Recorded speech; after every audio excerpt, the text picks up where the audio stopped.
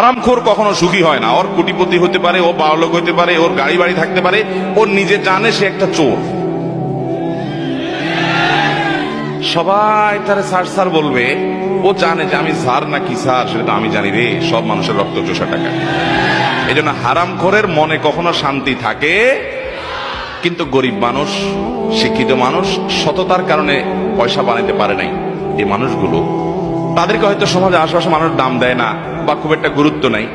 মানসিকভাবে সে জানে সে কত বড় একটা শক্তিশালী মানুষ, যে সে নীতিবান ছিল, আদর্শবান ছিল, কখনো তার নীতিকে বিক্রি করে নাই।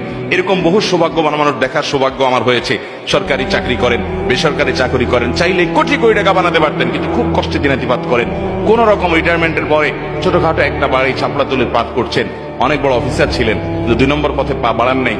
তাদের মানসিক যে শান্তি, নবী সাল্লাল্লাহু আলাইহি ওয়াসাল্লাম সে কথাই বলেছেন, লাইসাল গিনা বিকাসরাতিল আরজ, অনেক টাকা পয়সার মালিক হওয়ার নাম ধনী হওয়া নয়, ইন্নাল গিনা গিনান নফস।